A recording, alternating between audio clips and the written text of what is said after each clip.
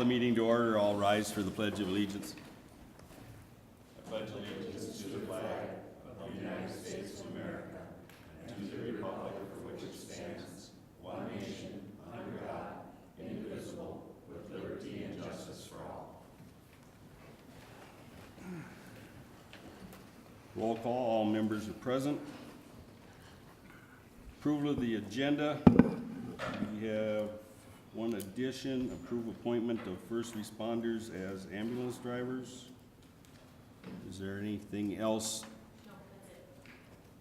Council? Okay. Do I have a motion to approve the agenda with that change? Motion to approve. Motion by Dave. Do I have a second? Second. Second by Heidi. Call the question. All those in favor signify by saying aye. Aye. Opposed? Motion carries 5 in favor, none against. Approval of the minutes, June 7th, 2017, regular meeting. You all received them in your packet. Is there any changes, corrections, clarification? Hearing nothing, do I have a motion to approve the minutes of the June 7th, 2017 minutes? I'll make the motion. A motion by Diane, do I have a second? Second. Second by Dave. Any other questions? Call the question. All those in favor signify by saying aye. Aye. Opposed? Motion carries 5 in favor, none against. This now brings us to our public open forum. This is where anyone in the audience that would like to address the council has a chance. Typical rules of a public meeting, each person gets 3 minutes.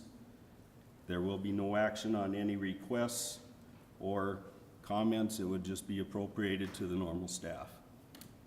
Is there anyone here that would like to speak to the council? Okay.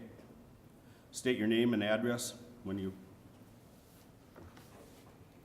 Hi, I'm Alan Repke, Inform TV, Alexandria, Box 333, Alexandria.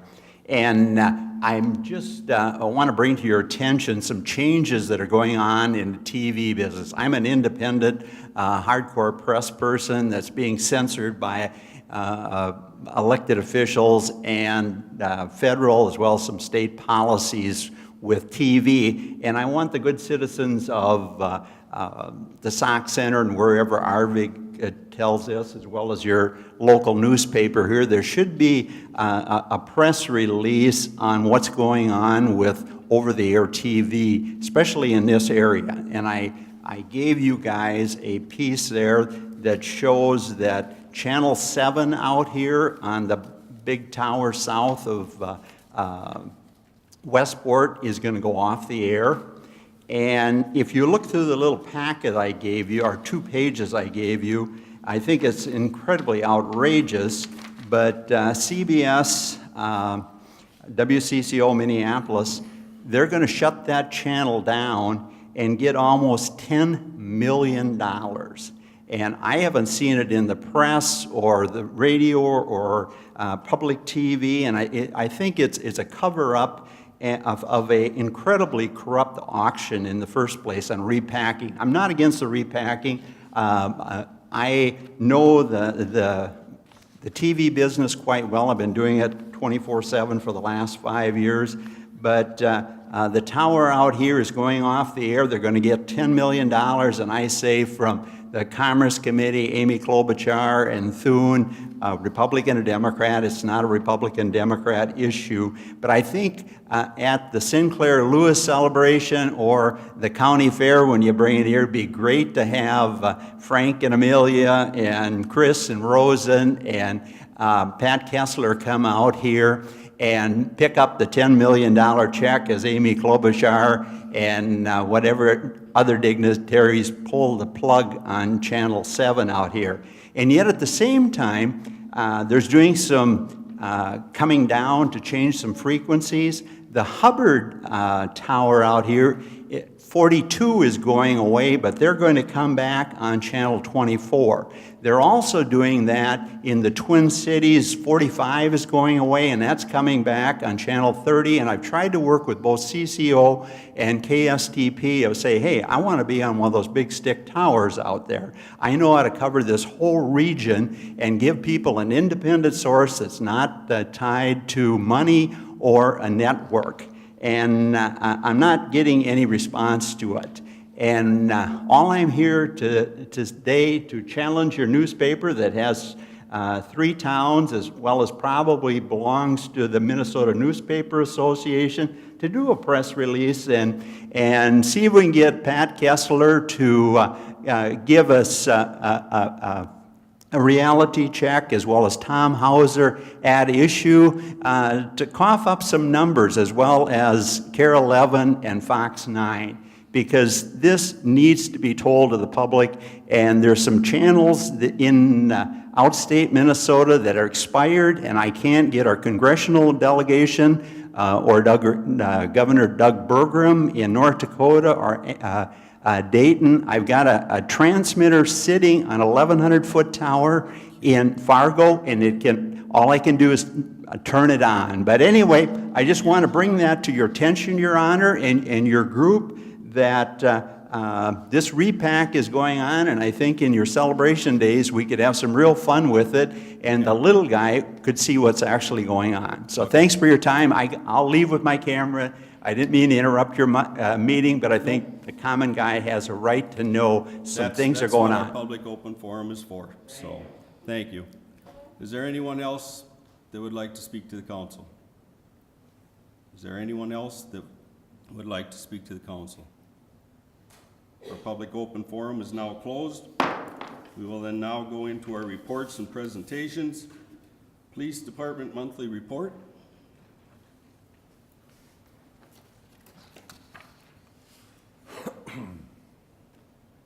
Good evening, Mayor and Council. Activity report for the month of May 2017. Some of the numbers that we had for that month. We had 9 alarm calls. We did 29 personal assists. We did 21 assists for businesses. We had 27 assists for other agencies. We had 2 burglaries. We had 25 citizen contact calls. We had 5 arrests for fifth-degree controlled substance. We had 12 dog complaints. We had 11 citations written to drivers with a revoked or suspended or canceled license. 19 citations were given for small amount of marijuana possession or drug paraphernalia. We had 9 juvenile problems, 15 medicals, 6 accidents, 18 school patrols we did, 14 suspicious calls, and 6 thefts. We gave out 318 verbal warnings. So we had a total of 318 verbal warnings and total amount of calls of 472 for a total of 790. Compare that to last year, the numbers are pretty even there the way it looks. And compare them to last month, they're very even again. So pretty similar the last couple months. So. Questions, Brian? Good job. Right. Thank you. Thank you. We do have a public hearing tonight for the petition of annexation, so we will recess the normal council meeting and go into our public hearing. We have a public hearing before us this evening regarding the petition of annexation. It is our intention that everyone has the opportunity to be heard. If you wish to speak, please sign in on the sign-up sheet at the back of the room. The procedure is as follows: presentation by staff, followed by questions of staff, then public input. Raise your hand when recognized by the mayor, approach the podium and state your name and address for the record. State your comments and position. No one will be allowed to speak a second time until everyone has had a chance to be heard. First, we will hear questions for clarification. Then second, public in favor of the proposal. Third, public speaking against the proposal. After everyone who wishes to speak has had opportunity to be heard, the hearing will be closed. After closure of the public hearing, the council will deliberate and take action as appropriate. Members of the audience do not participate in the council's discussion unless a majority of the council concedes to hear additional information or questions. The hearing is now in session. Okay, what you have in front of you here, and I provided you a petition. It's a property owner petition to the municipality for annexation by ordinance. This property is owned by Kathy Felling, and it's part of the Felling Trailer Campus down just south of the freeway, and it is actually completely surrounded by the city. It was one parcel that had not been annexed into the city previously, and it does abut the entrance ramp of the freeway. If you can see that on the map that I provided you. They have been doing some construction on the site, and they are now requesting municipal sewer and water, and as a result, they must be annexed into the city prior to doing so. We did send the notice and the petition and the maps to the township as required by law 30 days prior to this meeting, and they have received that, and I have discussed it with them. And so that part has been taken care of. I did attach a copy of a proposed ordinance, which is what would actually conduct the annexation, was what would be recorded. I did not have in there the payment to the township. As you know, that for 5 years following an annexation, we would pay the township taxes they otherwise would have lost, or that they are losing as a result of the annexation. We found out yesterday what the county or the assessor has actually calculated out the lost taxes. And so the tax, I believe, is about $1,275 a year. We typically just round up to an even number in the past, and so the number then would be $1,300 a year for 5 years that we would pay the township. We typically do that in the middle of July 15th, I believe, of each year. And so that is what I'm recommending tonight as well, is that $1,300 amount. So that would begin in 2018 and would go on for a period of 5 years. So if the city council approves tonight to bring that property into the city, thereby allowing the water and sewer hookup to the parcel, it would be submitted to the state of Minnesota boundary adjustments. It actually, administrative law judge, she doesn't act on it as far as making a decision because it's automatic, because it's completely surrounded by the city, but she'll still stamp it. And then that'll change our municipal boundary, and it also gets recorded at the county, so they adjust the tax base and sign a new parcel number, and that's kind of what the process is. But as of tonight, if the city council approves it and they approve the ordinance, then we have taken all the actions that we need to take, and then it's more of a matter of paperwork for us to follow through on it.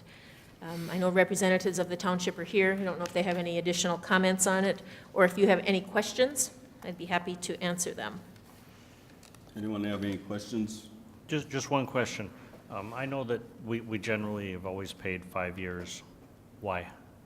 Because the statute requires that you to pay to the township, and they've changed it a little bit. It used to be, it was a higher amount in the beginning, and then it went lower and lower and lower every year. Now they've changed it. It needs to be an equal amount every year, but the Minnesota statute requires the municipality to pay the township for taxes they would otherwise lose.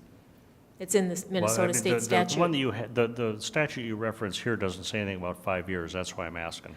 Well, that's because they've changed the interpretation of it. So I spoke with the Minnesota boundary adjustments, and I reviewed this proposal with them, and they said that met the new requirements of the statute. I think what they don't have the actual formula written out in the statute anymore. It says similar to prior requirements. And so we're just trying to be as close to it as we can. All right. Yeah, it's a unique way of, I said, why don't they just put it right in the statute?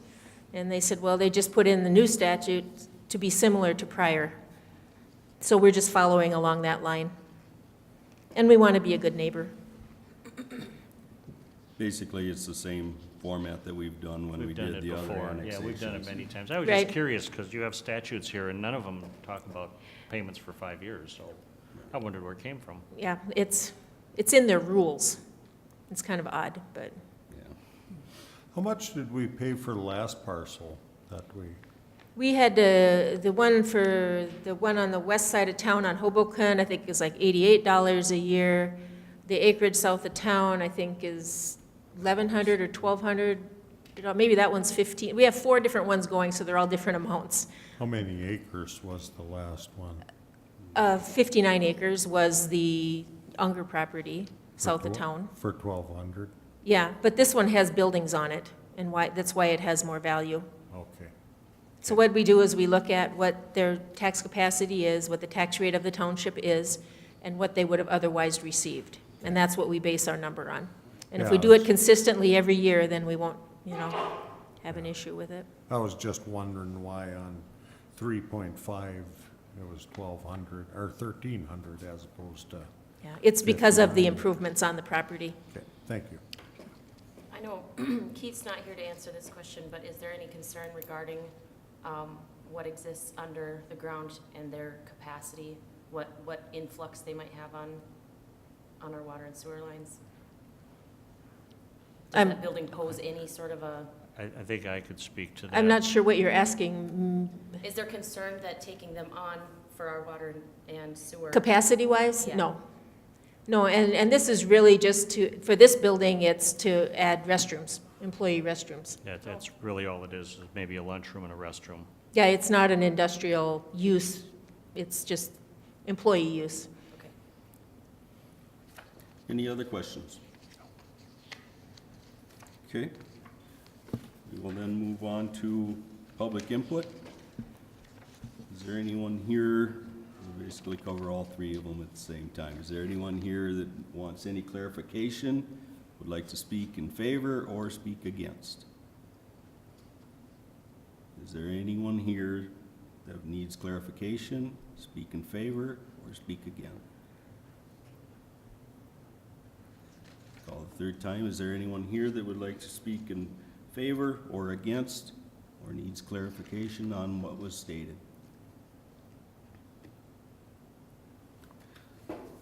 Hearing nothing, has the council got any last minute questions? Our public hearing is now closed. We will now reconvene the normal council meeting. Action items, approve ordinance 773 annexing property into city limits. Okay, the one thing I wanted to, because Dave Thomas brought up the statute numbers, I'm going to double check those statute numbers because I have read it in there. And we'll make sure that the numbers are correct as far as the payment or the rule number, the statute or the rule number, because I want to make sure that that's the correct one.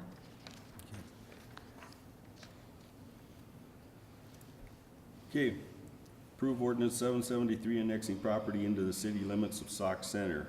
We just had the public hearing. There wasn't any more questions. Do we have a motion to approve ordinance 773 annexing property into the city limits of Sauk Center? I will make motion approving this contingent on verification of the statute numbers and amounts. Okay, we have a motion. Do we have a second? I'll second it. Seconded by Diane. Any other comments, concerns? Everyone understands the motion? Call the question. All those in favor signify by saying aye. Aye. Opposed? Motion carries 5 in favor, none against. Approve appointment of EMT. Kathy Strufert, Ambulance Director, has submitted for approval the advancement of Tal Devens from probationary EMT to full EMT status with an immediate effective date. And I did attach for you her request that she had written that says that while he was on probation, he exceeded the 20 patient contacts required for the probationary period and has shown growth with his skills. He will be an added asset to our service.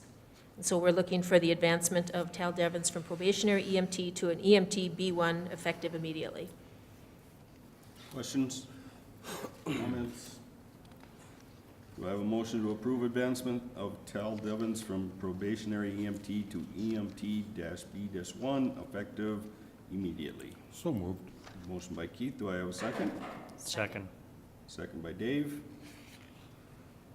Call the question. All those in favor signify by saying aye. Aye. Opposed? Motion carries 5 in favor, none against. City Hall hours. It has been requested by several members of the staff that we close on July 3rd. It's on a Monday between, on the 4th of July weekend, which would allow for a 4-day weekend. And if it is approved, we would use a paid vacation time to account for the hours. So we're not asking for paid time off, just permission to close City Hall. Typically, right around the holidays, nothing happens at City Hall as far as interaction with the public. So that's why we're kind of thinking this might be an opportunity for us to have a 4-day weekend. So we're putting it for you to decide. Comments? Concerns? I think if we don't, I think most of the people are probably gonna take that paid vacation day off anyway. I But we still suspect, would yes. have to say no to a couple of them, because if we don't, then City Hall has to be open, and we need at least 2 people here to do that. Brian, you're gonna have someone on? Okay. Now, is this just covering City Hall? It's only City Hall that requested. I guess I didn't ask the Public Works Department. They'll be okay. Okay. Does that mean yes, or they're gonna work, or no, they're not? Okay. That's one of my concerns that I had, was whether or not it was employee-based all the way across. And if someone did want to work that day, and we decide to do, are they gonna be willing to give up a vacation day? Or is that a choice, to be non-paid, not paid for one day? You know, You lost me. I would Say- say typically, if a company closes, you know, like this, then you either take vacation or you take it without pay. I mean, if you choose not to use vacation, that's up to you. I was just wondering if we were gonna get any feedback on about the time, say, Nikki wanted to work Monday, but we closed City Hall. Now, she has to make the decisions, do I use a vacation day, or do I not get paid for that day? I trying to avoid that Oh. feedback coming back, you know, just using you as an example, Nikki, I but, think if somebody absolutely wants to work, we'll let them work. The possible, the rift.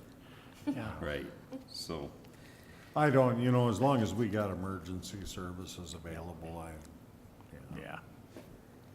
okay. What's the council's wishes? I will make a motion to approve closure of the city hall on July 3rd. I'll Okay, second it. Motion by Keith, and a second by Diane. Any other questions?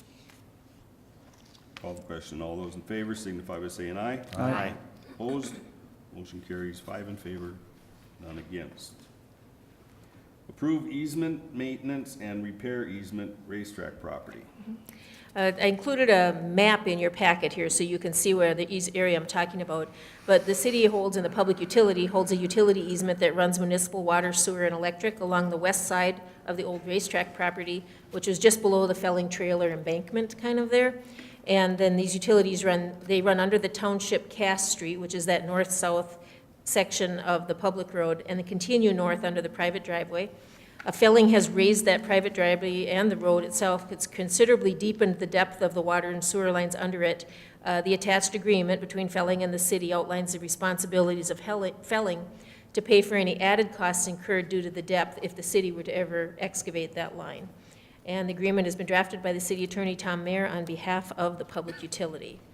I think it's pretty straightforward, you know, just they brought more fill in to bring up the level of the road, which resulted in the utility lines being that much deeper, which could ultimately result in added cost if we ever had to dig them up.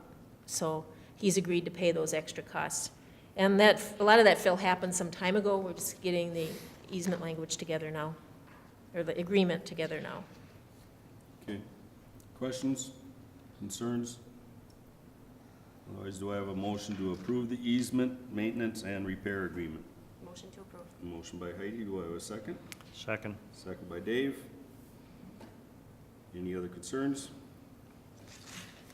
All those in favor signify by saying aye. Aye. Opposed? Motion carries 5 in favor, none against. Approve appointment of first responders as ambulance drivers. Kathy Strupford, ambulance director, who is here tonight, has requested that 2 active firemen be appointed as drivers for the ambulance department. Her comments from her staff, her requests are that I would like to add Ben Klink and Wayne Senst to the Sauk Center ambulance roster as drivers for the service at the current driver pay scale. Ben and Wayne are certified first responders and are current members of the Sauk Center Fire Department. With the addition of Ben and Wayne to our roster, this will help while 2 of our members are out on medical leave, and we also have 2 EMTs that will be leaving our crew in the near future due to employment changes. So the request of the ambulance service is to appoint Ben Klink and Wayne Sense to the Sauk Center service as drivers. Okay. Questions? Concerns? I got one question for Kathy. Are you going to be bringing us a request to advertise for getting more EMTs, since we're losing 4 of them?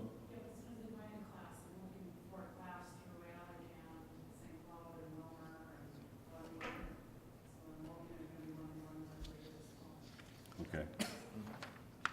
Because because losing 4 members of the ambulance is gonna put a Yeah. crunch on Yep. everyone else Yep. that's there, so this only makes sense that we do this.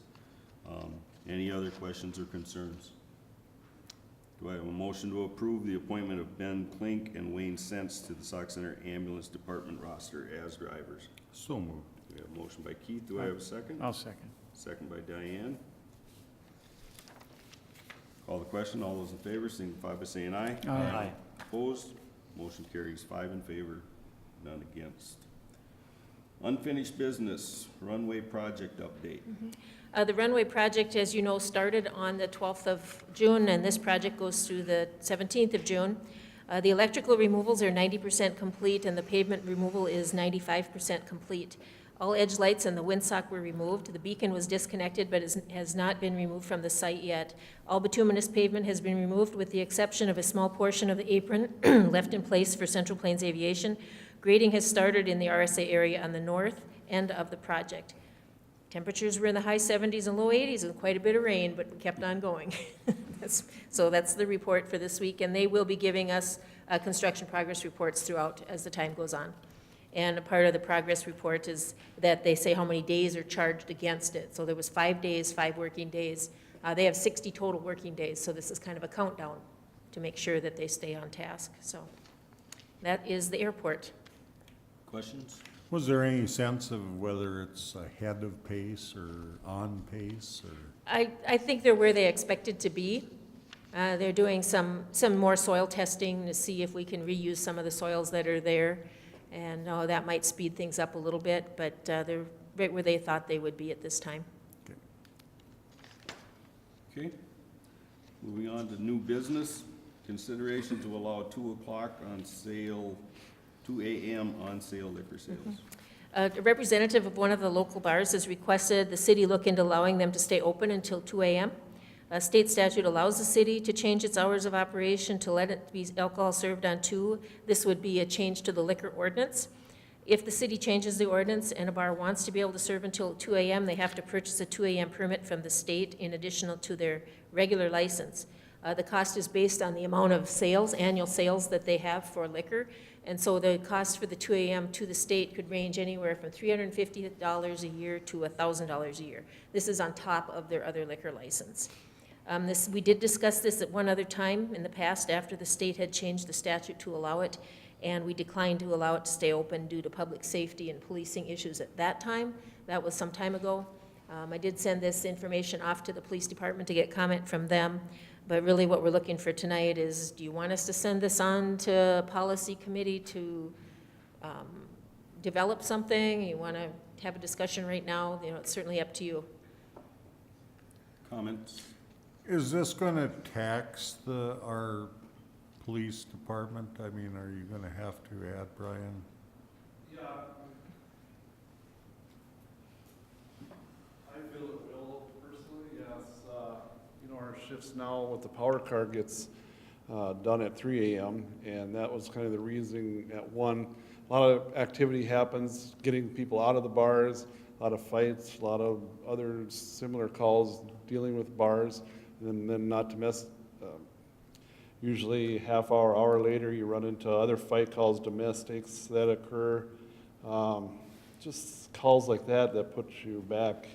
And I think putting it back to the 2 would make you want to move that shift and put a burden on the officers for staying until probably 4 then. So that's just my outlook on it. I think the manpower to keep that going till 4 would be a little issue for us.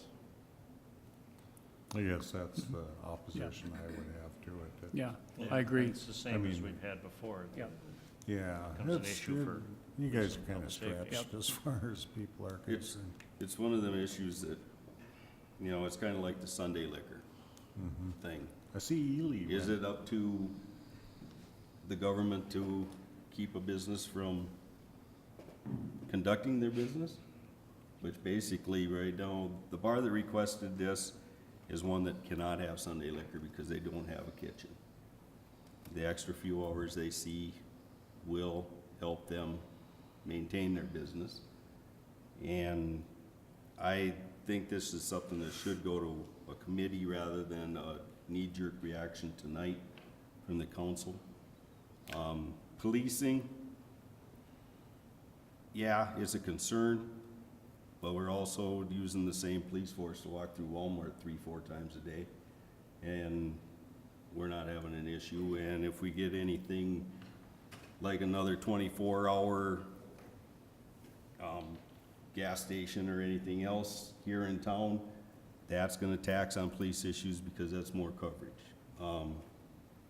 I think it's something we're gonna have to sit back and look at more than just say, no, we're not for it. I know there's a lot of people that leave at about 10 to 1, and I've talked to other bar owners. Head to West They Union. leave at 10 to 1 and they go to West Union or they go to New Munich. They got designated drivers, but we're sending business down the road. I think something we need to look at. I don't wanna just drop it and say, Yeah. no, I guess I have- it's up to the yeah. council, but No opposition with having us have a committee look at it and judge how much Yep. of an issue it is for the city. Yep. I agree with Keith. I'm against it, but, you know, Well, have I'm the council not, look at not it. necessarily against it, I'm just wondering if there's a way is there a way to make the extra fee cover our costs to patrol? I mean, is it? Well, the I don't extra wanna- state fee, I It's a guess the state. answer is no. no. Yeah. The liquor license that we currently issue, I suppose, could be amended. Right. I mean, the state is charging a fee. And that's I something suppose that we we need could to too. look at, Yeah, you know? And we're still patrolling. It's the shift change that I see that we're having a problem with. It isn't that we're pulling the patrol off for an hour so we can do a shift Right. change. They're still out there doing their job, or at least I hope they are for that last hour before they switch, you know? And nothing says that they don't have 2 gas drives offs at 15 minutes before a shift change, they're still going over. What would happen, Vicki, if, you know, these outdoor, when they move the band outdoors at night, you got all that loud music, would they be allowed to go beyond 12:30 then? Would it go to 1:30, 2 o'clock in the morning? Because I sure don't want to listen to that. Only if we allow it. Yeah. I mean, I'd our, never right vote now, for our, that. And our, that's another Separate. concern that okay. should be done at committee level. Okay. You know, cover our bases rather than just do a knee-jerk reaction and say, nope, we don't like it, done, but then regret our statements after the fact. I all, wanna be proactive on this, all good issues for a committee to ponder, right, yes. so. You know, I wanna be proactive on it. I don't wanna be the reason that another place is empty on Sinclair Lewis or Main Street, because we didn't look at the aspects of what we could do to help them, so. Well, I guess which committee would, look this over? Vicky, which do you think, it's policy? probably policy. Policy Guess committee? policy, yeah. Yeah. I guess I would And make a policy motion that we, is Me and you and Keith? you policy? No, No. Keith is on operations. I think I'm on policy this year. We haven't had one, have we? We haven't had any Yeah. policy Yeah. issues, that's good. I'll- I guess I would make a motion to send it to the policy committee for a review. Okay, I'll second it. okay, Keith and Diane, we have a motion and a second to send the 2 AM liquor to the policy committee. Any other questions or concerns? All those in favor signify by saying aye. Aye. Aye. Opposed? Motion carries 5 in favor, none against.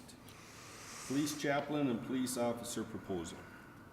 If you see, I attached to you a request that we received from Brian Fredericks, the police chief, and that we would consider the appointment of a chaplain. We used to have a chaplain until Ron Hemsworth left the community, and we have operated without one until then. And we have Corey Erickson at River of Life has expressed an interest in being one. And I'm not going to read this whole statement that Brian put forward, but he believes, and the officers all believe, that they could benefit from that. And, you know, in the past, he's always been a good sounding board for the officers and other people in the community and other staff that may have something they want to talk through after some kind of a stressful incident. The second item that he has on there is he would like to look at another part-time officer because we're having trouble getting our existing part-time officers to fill shifts so full-time officers can actually take vacation. They're losing vacation because they've hit their max and they can't take it because we don't have people to cover the shifts. And so he's looking to the opportunity to try to put another one in that position right there. And it's really to cover time off of the full-time officers. And also, it makes it so that if we do have to fill extra shifts, to pay a part-time officer is more beneficial cost-wise than to pay a full-time officer overtime. And so there's kind of some of the things, this is almost a budgetary issue that we're trying to work on, and so we'd like to at least explore the idea of adding another part-time officer. So those are kind of the two things. I don't know, you know, how much in detail you want to get tonight. If you have any questions for Brian, if you want personnel to look at it and figure out exactly how it would work, what your thoughts are. Questions? Comments? I think it should go to personnel and be brought back here for, with some recommendations. I did one ride along with our police department, and I haven't had a chance to do it again with the other officers, but it's one of the questions that I had asked is whether how badly they had missed Ron Hemsworth not being here and having a police chaplain, and they thought it was something that, the two that I talked to, thought it was something that should be there. And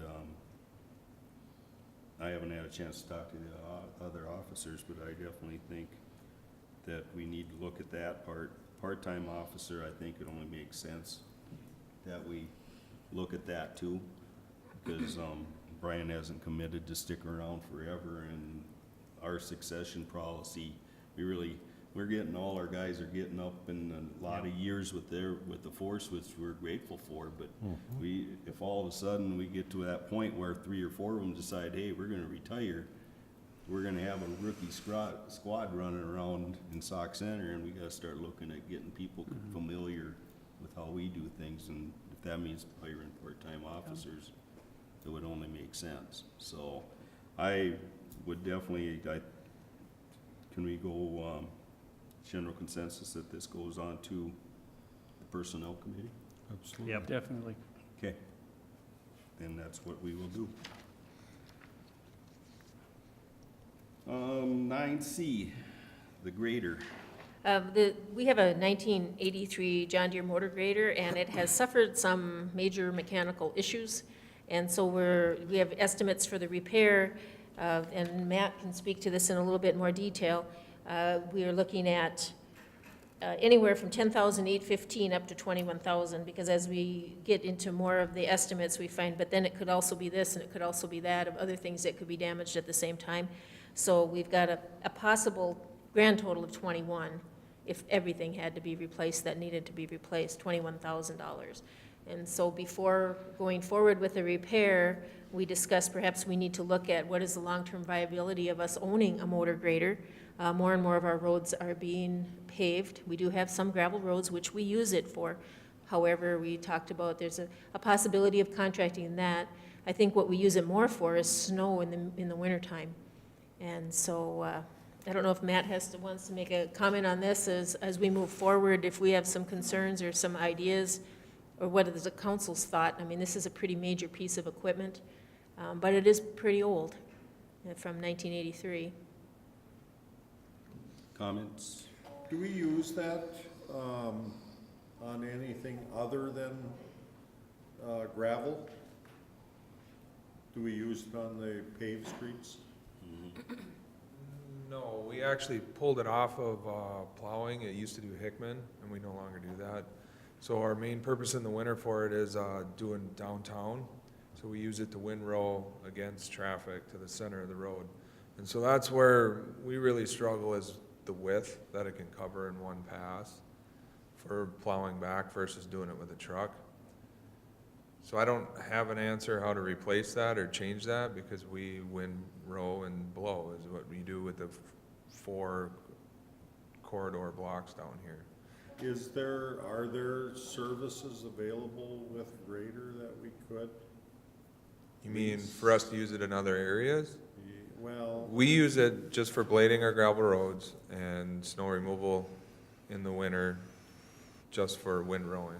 for windrowing. Yep. But are there other services that we could, or other companies that? Yeah, so I mean, one option that I've looked at or thought about is the possibility of simply contracting that out, the blade portion.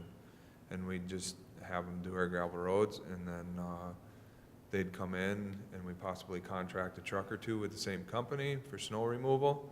And that way I can keep our 3 plow trucks either hauling snow or moving. So in some regards, it's beneficial because I can use my guy for another piece of equipment, keep another truck moving, but it's just the expense that it may incur, and then we don't have it. The other risk with contracting for blading our roads is we do have a lot of iron in our gravel roads, meaning manholes, water gate valves and things.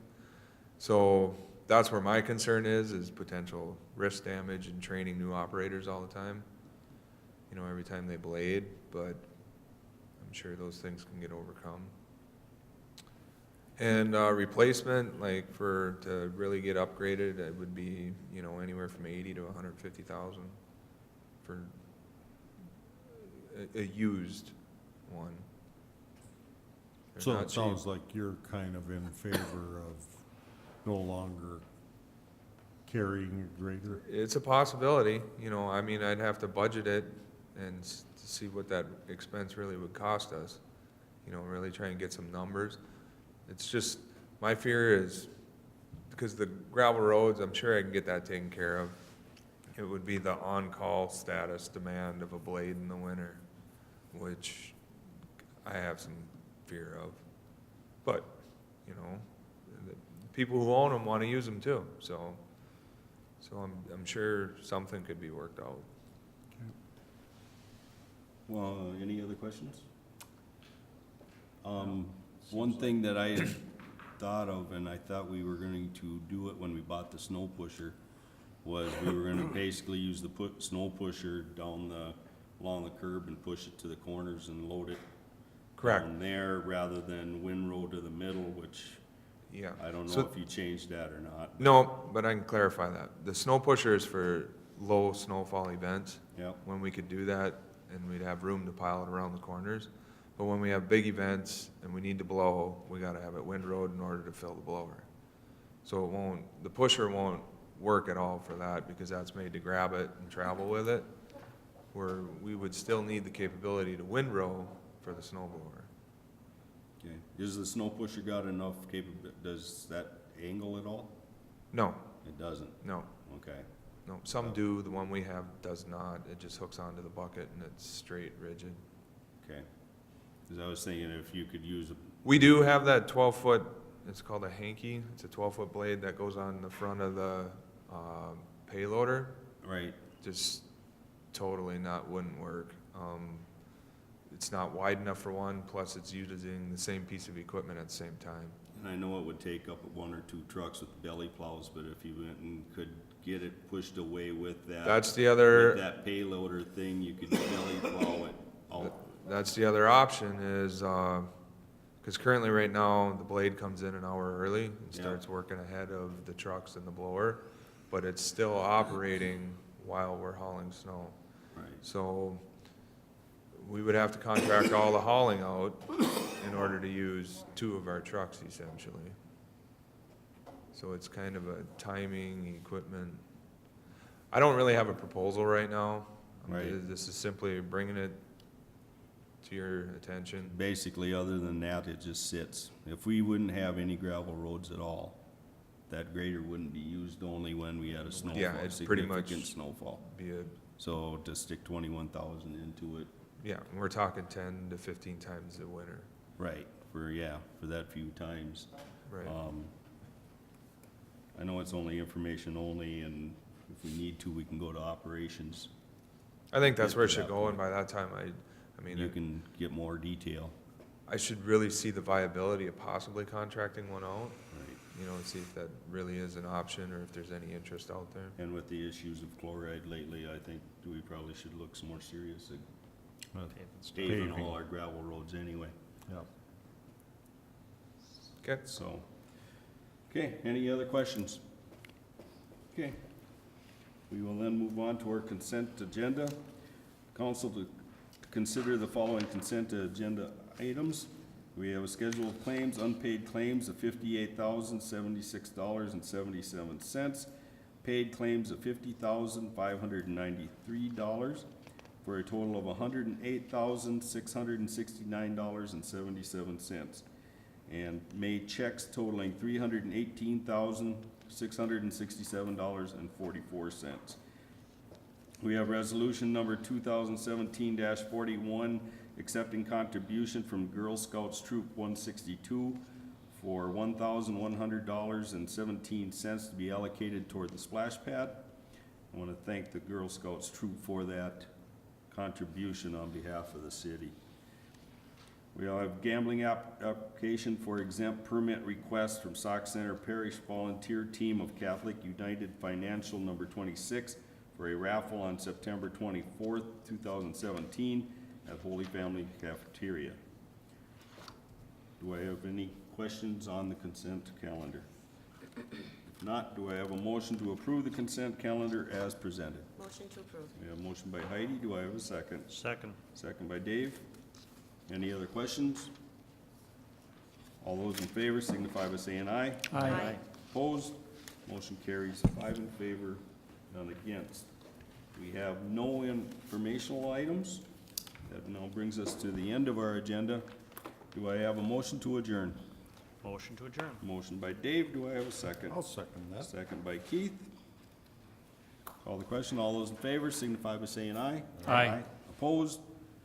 Motion carries 5 in favor, none against. Meeting adjourned.